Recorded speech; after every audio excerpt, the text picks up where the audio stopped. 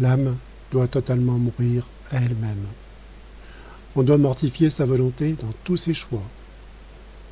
Étant infiniment parfait, Dieu ne peut que désirer que chacune de ses œuvres tende à une perfection spécifique. Si donc tout ce qu'il a créé tend naturellement vers sa perfection et ne peut cesser de marcher vers son amélioration, alors, à bien plus forte raison, une créature à laquelle Dieu a donné une intelligence et une volonté personnelle ne peut laisser son perfectionnement stagner si elle veut vraiment que Dieu trouve en elle son plaisir.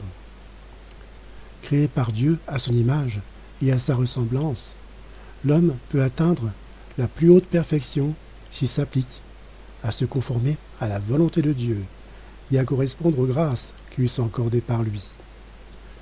Si le Seigneur est près de moi et veut que je m'appuie sur son bras, et si par sa seule attirance il me presse de me jeter dans ses bras paternels, et si, de plus, il veut que je prenne toute ma force en lui, afin de bien faire toutes choses, ne suis-je pas une idiote si je refuse cette grâce et que je ne me soumette pas à sa divine volonté?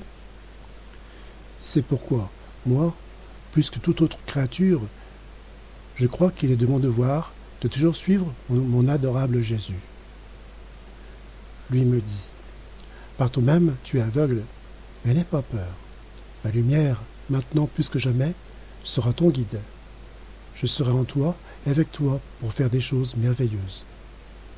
Suis-moi en toutes choses, et tu verras, pour un temps, je me placerai devant toi comme un miroir. Et tout ce que tu auras à faire sera de me regarder, de m'imiter et de ne pas perdre de vue, de ne pas me perdre de vue. La première chose que tu dois faire est de mortifier ta volonté et de détruire ton ego qui désire tout, sauf le bien. Ta volonté doit être sacrifiée devant moi, pour que ma volonté et la tienne ne fassent qu'un. Es-tu satisfaite de cela? Alors, prépare-toi à les interdits de ma part, tout particulièrement par rapport aux créatures.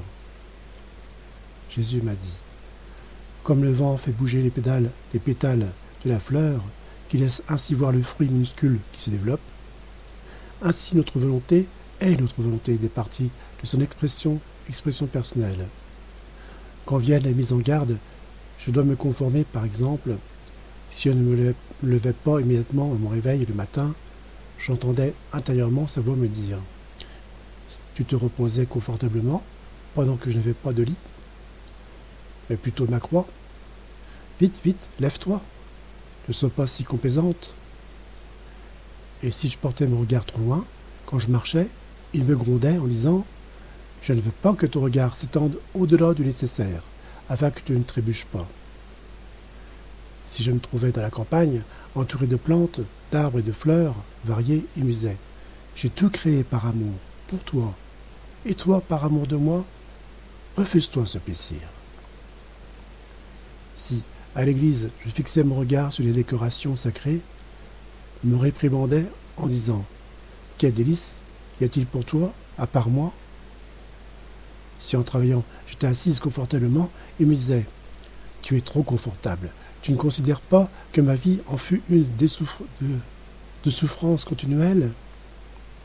Et vivement, pour le satisfaire, je m'assoyais seulement sur la moitié de la chaise.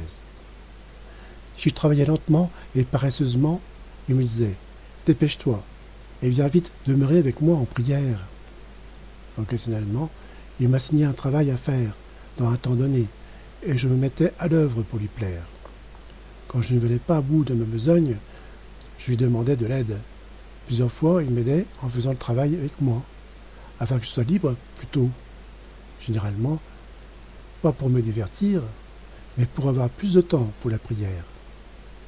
Il arrivait parfois que, par moi-même ou avec lui, le travail qui devait m'occuper toute la journée était terminé en peu de temps.